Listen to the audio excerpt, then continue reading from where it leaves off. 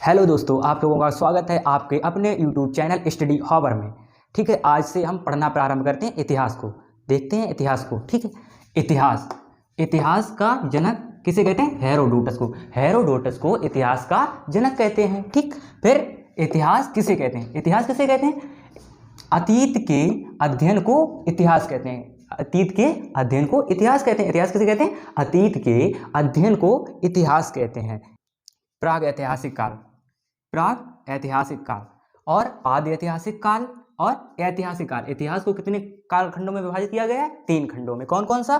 प्राग ऐतिहासिक काल, आदि ऐतिहासिक काल और ऐतिहासिक काल। फिर प्राग ऐतिहासिक काल को 2 भागों में विभाजित किया गया है। कौन कौन से? पाषाण काल और ताम्र पाषाण काल। पुरा पाषाण काल, पाषाण काल को भी 3 भागों में विभाजित किया गया है। कौन कौन से भाग हैं? आइए जानते हैं। पुरा पाषाण काल, मध्य पाषाण काल और नव पाषाण काल। पुरा पाषाण काल के कौन से 3 भाग हैं? पुरा पाषाण काल, मध्य पाषाण काल और नव पाषाण काल।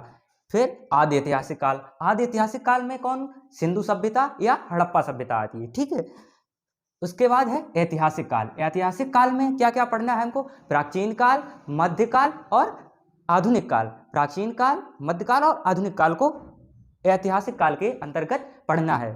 ठीक, फिर मानव जाति का पालना अफ्रीका महाद्वीप को कहा जाता है। सर्वप्रथम मानव अफ्रीका महाद्वीप में आया था। मानव कहाँ आया था? सर्वप्रथम अफ्रीका महाद्वीप में। इसीलिए मानव जाति का पालना अफ्रीका महाद्वीप को कहते हैं। किसको कहते हैं? अफ्रीका महाद्वीप को कहते हैं मानव जाति का पालना। सभ्यता का पालना एशिया महाद्वीप को कहते हैं। किसे कहते हैं? एशिया महाद्वीप को। किसका? सभ्यता का पालना। मानव एशिया महाद्वीप में आकर सभ्य बना, इसीलिए एशिया महाद्वीप को सभ्यता का पालना कहते हैं।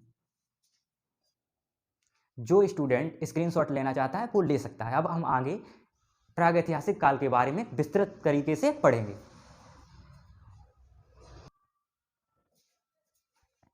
चलिए अब देखते हैं प्रागैतिहासिक काल के बारे में। प्रागैतिहासिक काल किसे कहते हैं? प्रागैतिहासिक काल किसे कहते हैं? इतिहास का वह समय जिसमें मानव को पढ़ने लिखने की जानकारी नहीं थी। इसकी जानकारी केवल पुरातात्विक साक्ष्य से मिलती है। इसे ही प्रागैतिहासिक काल कहते हैं। या जिस कालखंड के बारे में कोई लिखित साक्ष्य उपलब्ध नहीं है उसे, अर्थात इतिहास के उस कालखंड, वह कालखंड जिसके कोई लिखित साक्ष्य उपलब्ध नहीं है उसे ही प्रागैतिहासिक काल कहते हैं। जिसके कोई लिखित साक्ष्य उपलब्ध नहीं है उसे क्या कहते हैं? प्रागैतिहासिक काल कहते हैं। ठीक है, उसके बाद प्रागैतिहासिक काल के अंतर्गत ही पाषाण काल को रखा गया। पाषाण काल, पाषाण काल के बारे में जानते हैं हम। इस समय मानव पत्थर के औजार तथा हथियारों का प्रयोग करता था, इसीलिए इसे पाषाण काल कहा गया। या पत्थर पर आधारित सभ्यता या संस्कृति को ही पाषाण काल कहते हैं। किस पे? पत्थर पर आधारित सभ्यता या संस्कृति को ही पाषाण काल कहते हैं। या मानव पाषाण काल में पत्थर के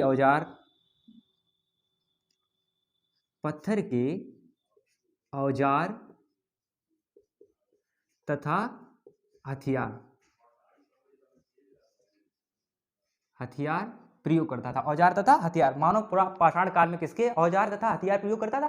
पत्थर के, इसलिए। ठीक है, नंबर 2, भारत में पुरा पाषाण कालीन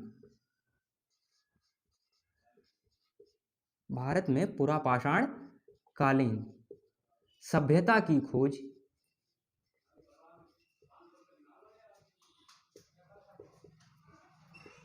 1863 में रॉबर्ट ब्रूस फुट ने की थी। किसने की थी? रॉबर्ट ब्रूस फुट ने की थी। भारत में पुरापाषाणकालीन सभ्यता की खोज 1863 में रॉबर्ट ब्रूस फुट ने की थी। ठीक है, भारत का पुरातात्विक संग्रहालय, क्या? भारत का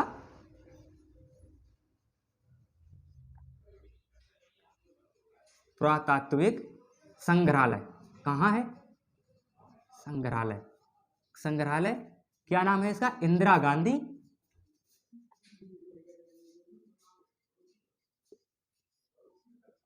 गांधी संग्रहालय। क्या है? भारत का पुरातात्विक संग्रहालय किसे कहते हैं? इंदिरा गांधी संग्रहालय है। और भारत में पुरापाषाणकालीन सभ्यता की खोज 1863 में रॉबर्ट ब्रूस फुट ने की थी। पाषाण काल में मनुष्य पत्थर के औजार तथा हथियारों का उपयोग करता था, इसलिए इसे पाषाण काल कहते हैं। अब आगे हम पढ़ेंगे मध्य पाषाण काल के बारे में। भारत का पुरातात्विक संग्रहालय इंदिरा गांधी मानव संग्रहालय, जो किसके अधीन है? संस्कृति मंत्रालय के। जो किसके अधीन है? इंदिरा गांधी मानव संग्रहालय किसके अधीन है? संस्कृति मंत्रालय के। संस्कृति मंत्रालय के अधीन है, संस्कृति मंत्रालय। ठीक, इंदिरा गांधी जो मानव संग्रहालय है उस किसके अंतर्गत कार्य करता है? संस्कृति मंत्रालय के अंतर्गत। और भारत के पुरातत्व विभाग के जनक किसे कहते हैं? सर अलेक्जेंडर कनिंघम को। किसका? भारत के पुरातत्व विभाग का जनक, भारत का पुरातत्व विभाग का जनक किसे कहते हैं? सर अलेक्जेंडर कनिंघम को।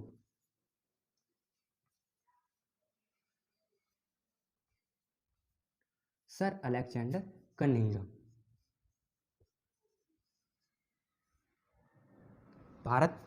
भारत के पुरातत्व विभाग का जनक सर अलेक्जेंडर कनिंघम को कहते हैं। पूरा पाषाण काल, इसका कालखंड कितना है? 20 लाख ईसा पूर्व से 12,000 ईसा पूर्व। पूरा पाषाण काल का कालखंड है 20 लाख ईसा पूर्व से 12,000 ईसा पूर्व। यह इतिहास का प्रारंभिक समय था, यह इतिहास का प्रारंभिक समय का। इस समय के मानव को क्या कहते हैं? मानव को आदि मानव कहते हैं। मानव कैसा था? आदि मानव,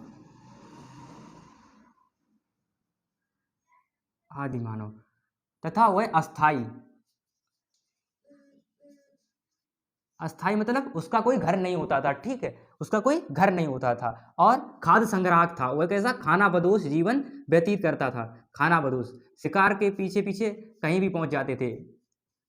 खाना बदोश, खाना बदोश जीवन व्यतीत करता था। इस समय का मानव कैसा था? आदि मानव कहते थे। और अस्थाई रूप से रहते थे ये, और ये खाना बदोश जीवन व्यतीत करते थे। ओके, खाना बदोश जीवन व्यतीत करते। औजार, आज पूरा पाषाण काल के मानव के औजार, औजार कैसे थे? औजार, इस समय मानव बड़े बड़े पत्थरों के औजारों का प्रयोग शिकार करने में करते थे। किसमें? शिकार करने में करते थे। औजार, आदि पूरा पाषाण कालीन औजार कहते थे बड़े बड़े पत्थरों के औजारों का प्रयोग आदि मानव शिकार करने में करते थे। इस काल की सबसे बड़ी उपलब्धि है आग की खोज। आग की खोज कब हुई? पूरा पाषाण काल में। पूरा पाषाण, इस काल की सबसे बड़ी उपलब्धि क्या है? उपलब्धि क्या है? आग की खोज। आग की खोज कब हुई? पूरा पाषाण काल में। आग की खोज कब हुई? पूरा पाषाण काल में हुई। ओके, इसके बाद चित्रकारी। इस समय का मानव चित्रकारी करना सीख गया था।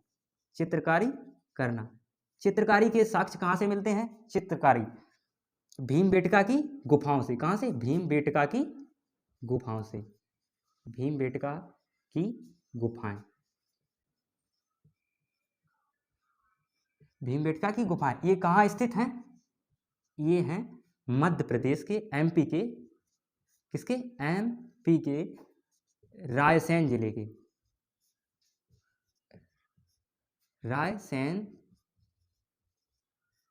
जिले के अब्दुल्लागंज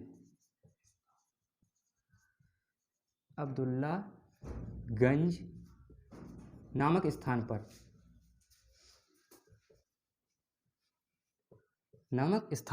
चित्रकारी क्या थी? चित्रकारी कहाँ की आदि मानव ने? भीमबेटका की गुफाओं पर।